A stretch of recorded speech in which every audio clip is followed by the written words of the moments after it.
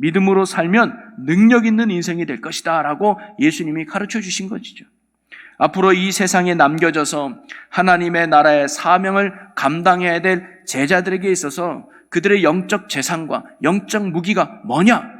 바로 오직 믿음에 있다는 사실을 예수님이 가르쳐 주신 것이죠. 여러분 만나 뵈서 너무 다시 한번 반갑고 감사한데요.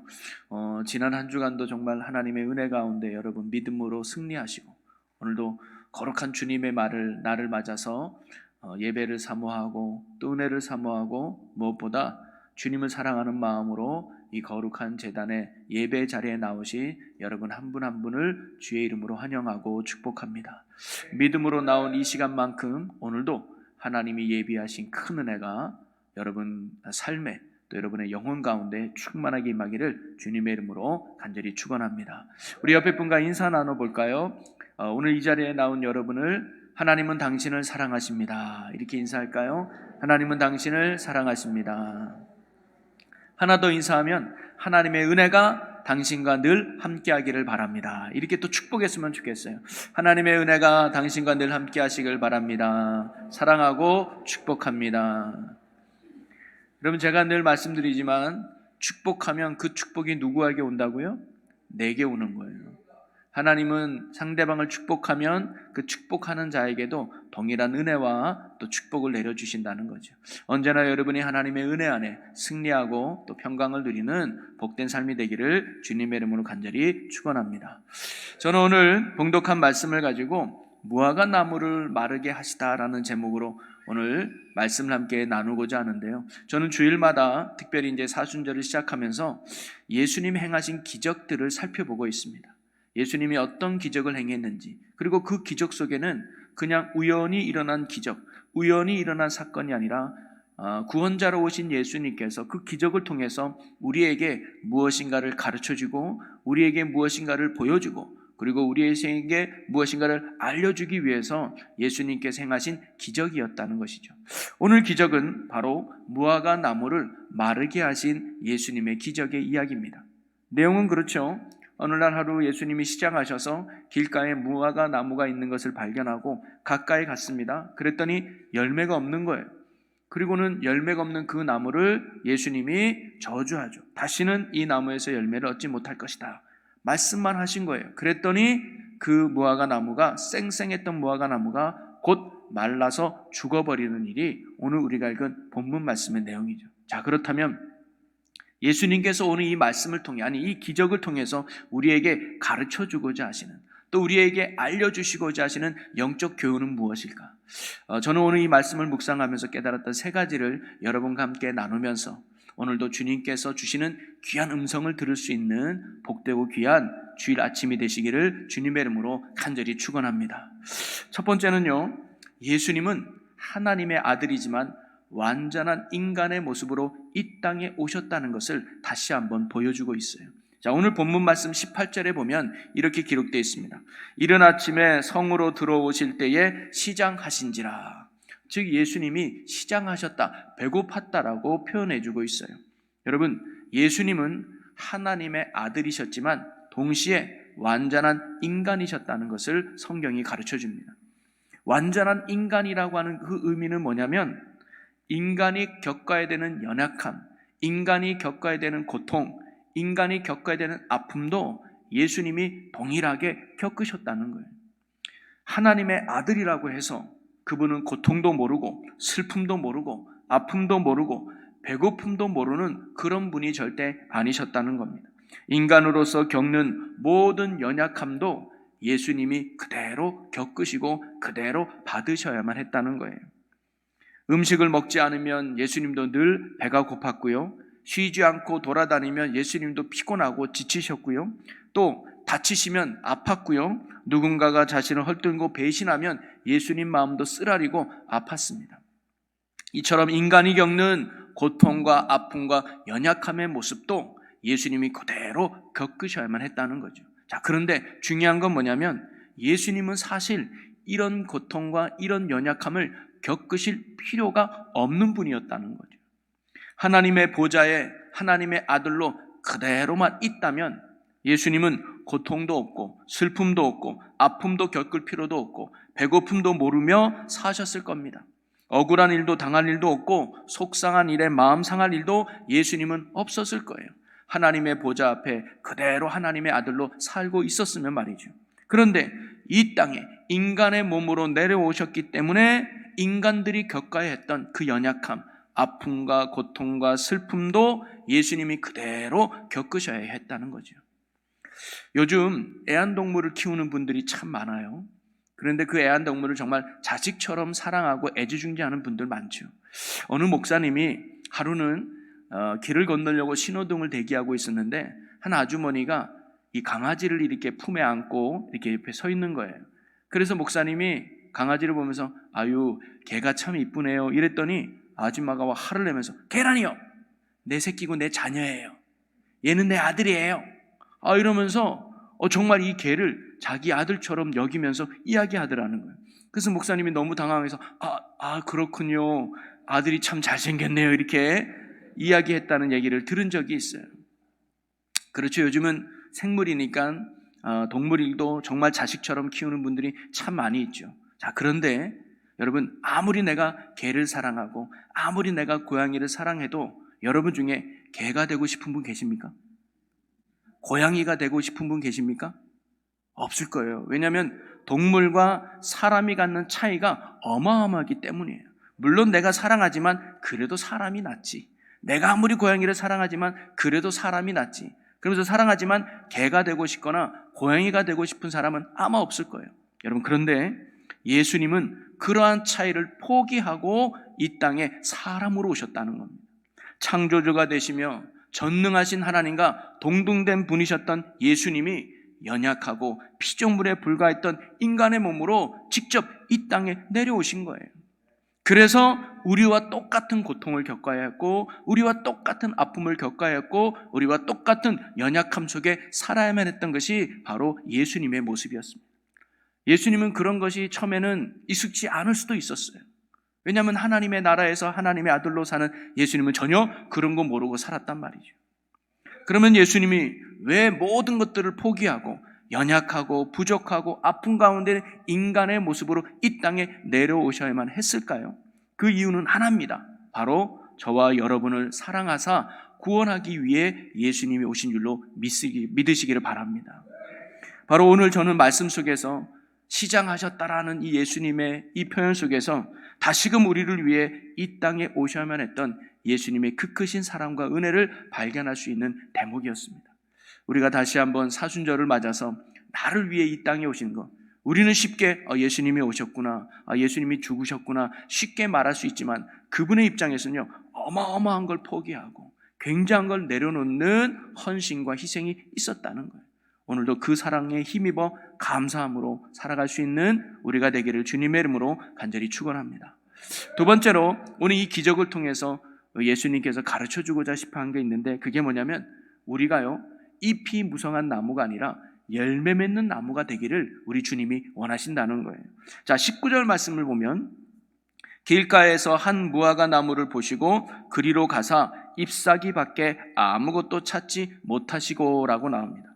여러분 배가 고프신 예수님은 길가에 잎이 무성한 한 무화과 나무를 발견해요. 그리고는 그 무화과 나무에 가까이 다가갔습니다. 여러분 예수님께서 그 무화과 나무를 가까이 간 이유가 뭐예요? 시장한 배를 달래기 위해서, 한마디로 말하면 열매를 얻기 위해서 예수님이 그 무화과 나무에 가까이 가신 거예요. 그런데 막상 그 나무에 가까이 가보니까 잎은 많은데 열매가 하나도 없었던 거예요. 그러자 예수님은 그 나무를 향하여 영원토록 열매를 맺지 못하리라 하고 저주하셨고 그 말씀대로 무화과 나무가 곧 말라버리게 됐죠. 여러분 우리가 앞뒤 맥락을 다 빼고 일어난 사건만 본다고 한다면 어떻게 보면 예수님이 다소 너무했다고 하는 생각이 들기도 해요. 열매가 없다 그러면 없을 수도 있지. 다른 나무에 가서 다른 열매를 얻을 수도 있는데 굳이 열매가 없다고 그 나무를 저주할 필요까지 있었을까? 예수님이 배가 고프다 보니까 너무 예민해지신 건 아닌가? 그래서 조금 신경질적인 반응을 보인 건 아닌가? 아니면 자신을 헛고생시킨 이 나무가 괘씸해서 예수님이 그냥 저주해버렸을까? 예수님이 이런 감정적으로 행하는 분이었을까? 그렇지 않을 겁니다. 물론 예수님도 인간이셨으니까 100번 양보해서 그렇게 행동할 수 있다고 칩시다. 그런데 더 황당한 것은 뭐냐면 당시 그 시기가 무화과 나무에서 열매가 맺을 시기가 아니었다는 거예요. 동행한 말씀이 있는 병행 구절이 마가복음 13장 11절에 보면 이렇게 기록되어 있는데요. 멀리서 잎사귀 있는 한 무화과 나무를 보시고 혹 그 나무에 무엇이 있을까 하여 가셨더니 가서 보신즉 잎사귀 외에 아무것도 없더라. 이는 무화과의 때가 아님이라. 무화과 열매를 맺을 때가 아니었다는 거예요. 당시 유대 땅에는요 5월 6월 달에 무화과 열매가 맺기 시작한답니다. 그러면 10월 달에 수확을 거둔대요. 그런데 본문 시기가 기록된 그 시기는 4월 달로 추정돼 보고 있어요. 그러니 아직 무화과 나무에서 열매가 맺기에는 이른 시기였다 이 말이죠. 자, 그렇다면 예수님은 이러한 무화과 나무에서 열매가 맺을 시기를 몰랐을까요? 아니요. 분명히 알고 계셨을 거예요. 유대 땅에서 태어나신 예수님이 30년 동안 그 땅에서 사신 예수님이 무화과 나무에서 열매가 언제 맺을지 몰랐을까요? 분명히 예수님도 알고 계셨을 겁니다. 그런데도 왜 예수님은 그 나무에게 열매가 없다고 저주까지 하셨을까요? 바로 여기에는 이 기적을 통해서 우리에게 깨닫게 하시고자 하시는 예수님의 아주 중요한 영적인 교훈이 있는 거죠. 그것은 바로 겉으로 보기에는 잎이 무성하여 열매가 많은 것 같은데 실상은 열매가 없는 그 나무를 저주하셨듯이 우리가 잎만 무성한 신앙이 아니라 열매 맺는 신앙이 되기를 예수님이 오늘 우리에게 가르쳐주고 있는 것입니다. 마태복음과 마가복음에서 이 기적의 이야기를 기록할 때 공통적으로 빼놓지 않은 부분이 있는데 그게 뭐냐면 잎사귀가 있는 나무라고 하는 부분입니다. 즉 그 나무는요 다른 나무를 보다는 잎사귀가 풍성한 나무였다는 걸 강조하고 있는 거예요. 여러분 잎사귀가 풍성하다는 것은 뭐냐면 겉으로 보기에는 열매가 있어 보인다는 거예요. 여러분 예수님은 아직 무화과 나무에서 열매가 나지 않을 때임을 알고 있었습니다. 자, 그런데 유독 잎사귀가 풍성한 그 나무를 보니까 야, 저 정도면 열매가 있겠는데, 저 정도면 열매를 맺을 수 있겠는데 라는 기대감을 가지고 그 나무에서 열매를 딸 수 있는 기대감으로 가까이 가셨던 것이죠. 그런데 막상 그 이파리를 다 뒤져보니까 잎만 무성할 뿐이지 열매가 없었다는 거예요. 한마디로 말하면 속은 거죠. 속은 거. 열매가 많을 줄 알았는데 실상은 열매가 없구나라고 말씀하신 겁니다. 여러분 농부가 무화과 나무를 심는 이유는 뭘까요? 잎을 많이 거두기 위해서 심는 건 절대 아닐 겁니다. 바로 열매를 맺기 위해서 심는 거죠. 아무리 잎이 많아도 열매가 없다면 그 무화과 나무는 사실 아무런 소용이 없습니다. 빨리 잘라 버려야 되는 거죠. 즉 무화과 나무를 심고 키우는 목적은 바로 열매에 있는 것이지 풍성한 잎에 있는 게 아니라는 것입니다. 그러면서 예수님은 잎만 무성하고 아무런 열매가 없는 이 무화과 나무를 저주하시면서 우리도 겉으로 보기에는 잎이 많아서 열매가 있는 것 같이 보여도 실상 열매가 없다면 그 영혼은 하나님께 심판받게 될 것임을 오늘 예수님이 우리에게 가르쳐 주신 것입니다. 멀리서는 열매가 많이 있는 나무처럼 보이지만 가까이 가보면 아무런 열매가 없는 이 무화과 나무처럼 혹시 오늘 저와 여러분이 사람들이 보기에는 신앙생활 잘하는 것 같고 겉으로 보기에는 믿음생활 잘하는 것 같은데 실제로 주님께서 우리를 가까이 보신다면 잎만 무성했을 뿐 열매 없는 우리의 신앙생활을 혹시 아닌지 돌아볼 수 있는 오늘 이 아침의 시간이 되기를 간절히 소망합니다. 사실 당시 종교 지도자들과 많은 유대인들이 주님 보시기에 그러한 모습들이었다는 거예요. 그러면서 성경은요 오늘 읽은 본문 앞절에 나오는 성전 정화 사건과 연결해서 오늘 주님의 가르침을 뒷받침해주고 있습니다. 자, 예수님이 성전에 들어가셨던데 그 성전 안에 매매하는 사람도 있고 돈 바꿔주는 사람도 있고 비둘기 파는 사람도 있고 왜 제사를 지내려면 재물이 필요하니까 돈을 받고 재물을 파는 사람, 돈을 받고 재물을 사는 사람 또는 화폐를 교환하는 사람 이런 사람들이 성전 안에 너무 많았어요. 그래서 예수님은 그러한 모든 사람들의 의자를 뒤엎으면서 이렇게 말씀하셨습니다. 21장 13절 말씀 그들에게 이르시되 기록된 바 내 집은 기도하는 집이라 일컬음을 받으리라 하였거늘 너희는 강도의 소굴을 만드는 도다 하시니라 라고 합니다. 여러분, 성전의 목적은 무엇입니까? 하나님이 임재하는 곳으로서 하나님께 나아가는 곳이죠. 그래서 하나님께 기도하고 하나님을 예배하고 하나님을 만나고 하나님과 교제하며 하나님께 영광을 드리는 장소가 바로 성전이었어요. 그런데 그 성전을 강도의 소굴로 만들었다는 거예요. 강도의 소굴이 뭡니까? 강도들로만 가득 찬 곳이 성전이 되어버렸다는 거예요. 그럼 강도는 어떤 사람이에요? 강도는 자기의 욕망과 자신의 이익을 얻기 위해서 다른 이를 이용하거나 해치는 사람이 강도 아닙니까? 즉 그 당시 유대인들이 자신의 욕망과 자신의 이익을 얻고자 성전을 이용하고 제사를 이용하고 하나님을 이용했다는 거예요. 그들이 성전에 나와 제사를 드리지만 그것은 하나님을 위한 제사가 아니라 자신들의 이익을 위한 제사였다는 거예요. 하나님께 나와 기도는 했지만 그것은 진정 하나님을 위한 기도가 아니라 자신의 욕망을 채우기 위한 기도였다는 거예요. 그들이 성전에 나와 힘써 봉사하고 섬겼지만 그것은 하나님을 위한 섬김이 아니라 자기 자신의 유익을 위한 봉사요 섬김이었다는 것입니다. 당시 유대인들은 하나님을 믿는다고 하면서도 하나님을 예배한다고 하면서도 하나님을 위하고 섬긴다고 하면서도 그들의 진정한 삶의 목적은 하나님이 아니라 바로 자기 자신의 유익과 자기 자신의 삶의 욕망이 그들의 목적이었던 것입니다. 겉은 하나님을 위한 삶이었지만 진정 그 속은 전혀 그렇지 않았다는 거죠. 그들의 겉모습은 그럴듯하게 잘 믿는 것처럼 보였지만 그들의 속은 불신자와 다름없는 믿음 없는 삶을 살았던 것이 바로 그 당시 그들의 모습이었던 것입니다. 이것이 바로 잎만 무성해서 열매가 많아 보였지만 실상 아무런 열매가 없었던 무화과 나무와 같았던 것이고, 이런 자들을 하나님께서 반드시 죄 없다 여기지 아니하시고 심판하심을 오늘 예수님이 이 기적을 통해 우리에게 가르쳐 주셨던 것입니다. 바울은 이러한 사람들을 향해서 이렇게 말합니다. 경건의 모양은 있으나 경건의 능력을 부인하는 자네다. 그러면서 이 같은 자에게서 너희는 돌아서라 라고 초대교회 성도들에게 충고하고 있는 걸 알 수가 있습니다. 사랑하는 성도 여러분, 혹시 우리가 경건의 모양은 있으나 경건의 능력을 잃어버린 잎만 무성한 열매 없는 무화과 나무의 모습은 혹시 우리가 아닙니까? 마태복음 3장 10절에 보면 이미 도끼가 나무 뿌리에 놓였으니 좋은 열매를 맺지 아니하는 나무마다 찍혀 불에 던져지리라. 여러분, 사실 오늘 본문에 등장하는 무화과 나무는 오늘 저와 여러분을 상징한다고 할 수 있습니다. 우리의 인생은 하나의 무화과 나무라고 볼 수 있습니다.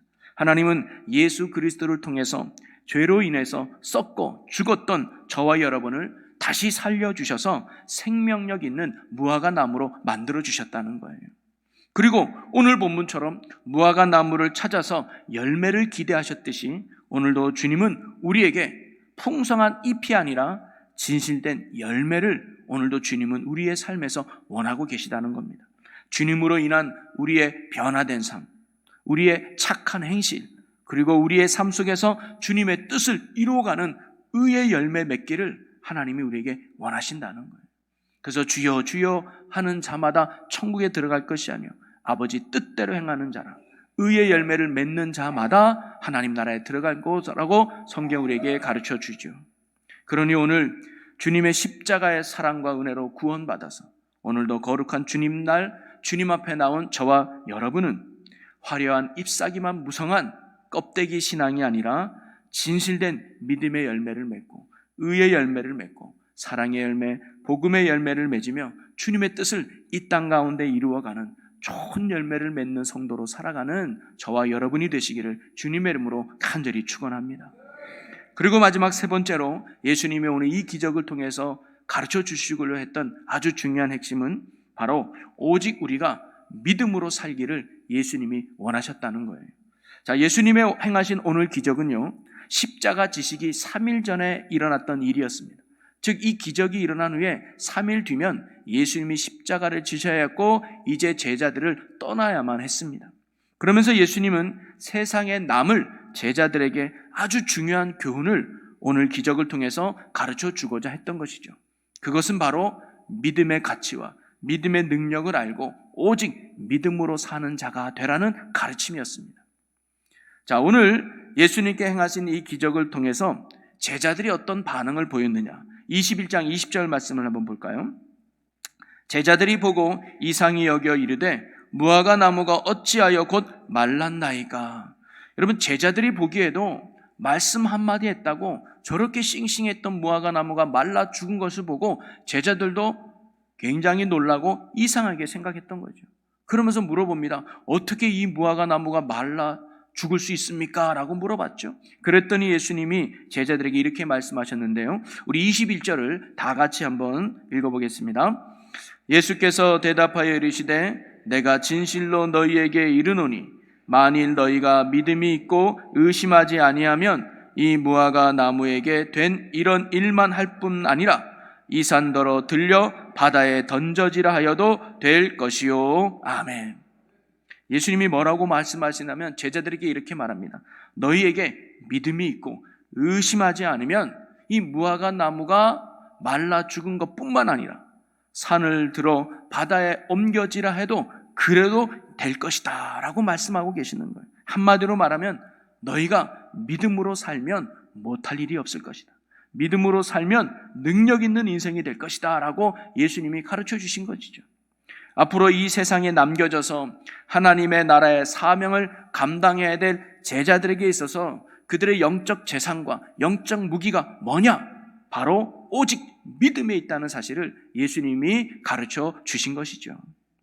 믿음의 눈으로 날마다 주님을 바라보고 믿음의 손으로 날마다 예수를 붙들고 믿음의 발로 날마다 예수를 따른다면 지금 내 눈앞에 보이는 예수님은 계시지 않는다 할지라도 우리가 이 믿음으로 살면 여전히 살아계신 주님이 우리와 함께 해주셔서 능력 있는 인생, 승리하는 인생, 축복의 인생, 구원의 인생이 된다는 예수님의 가르침이죠. 누군가는 믿음만 가지고는 부족합니다라고 말하는 분이 혹 계실지 모르겠습니다.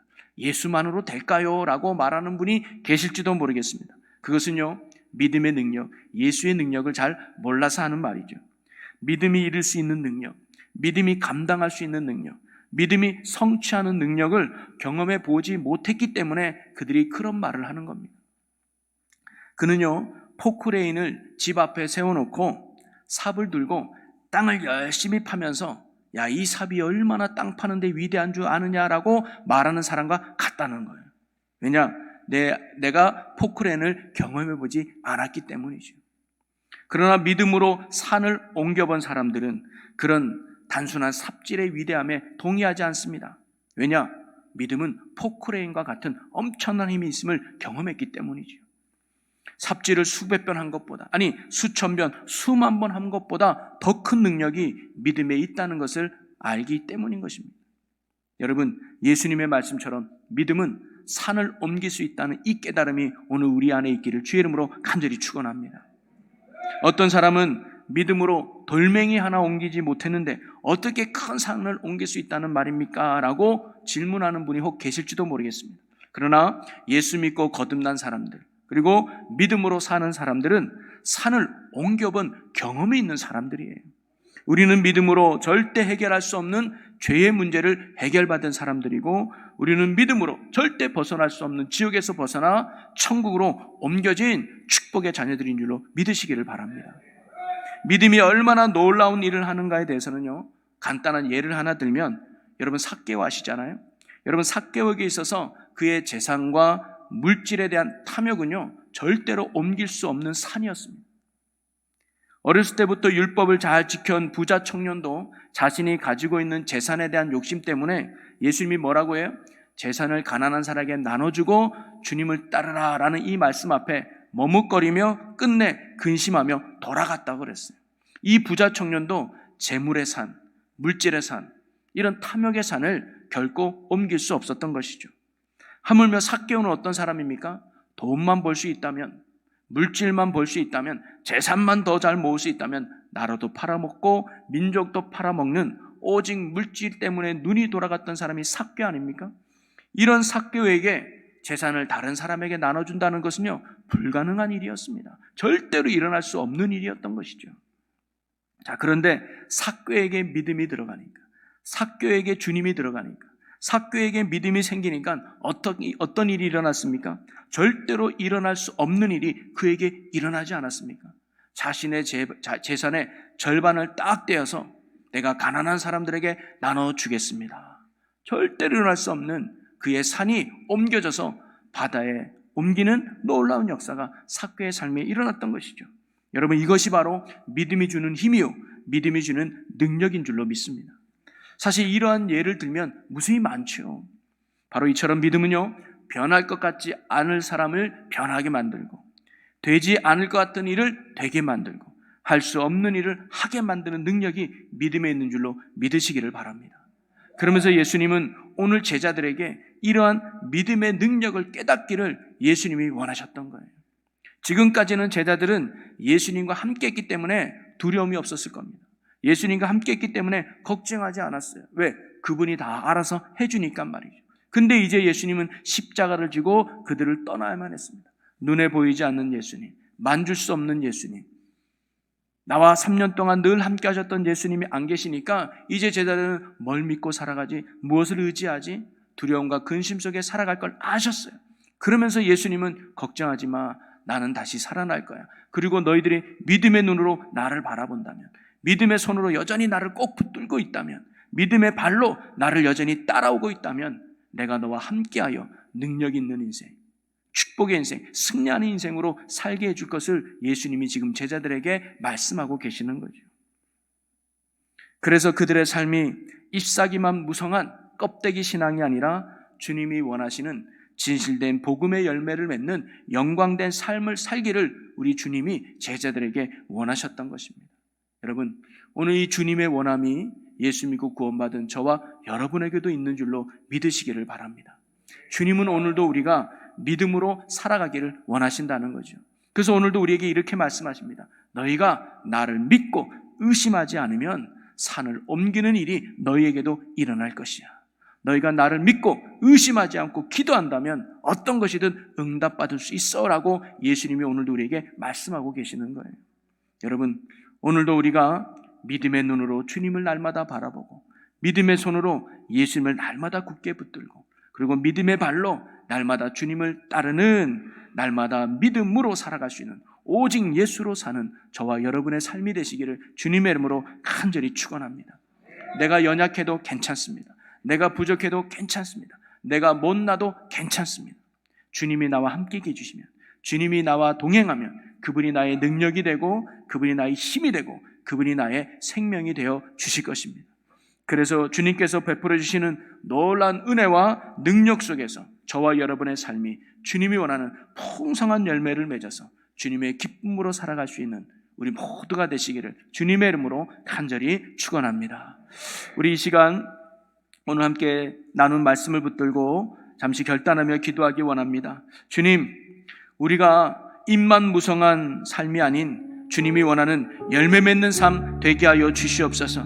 그러기 위해 믿음의 가치와 능력을 알고 오직 믿음으로 사는 자 되게 하소서, 오직 예수로 사는 자 되게 하소서라고 결단하며 이 시간 다 같이 주여 한번 외치고 함께 기도하겠습니다. 주여! 할렐루야. 살아계신 하나님, 오직 우리가 믿음으로 사는 자가 되기 원합니다. 믿음으로 행하는 자가 되기 원합니다.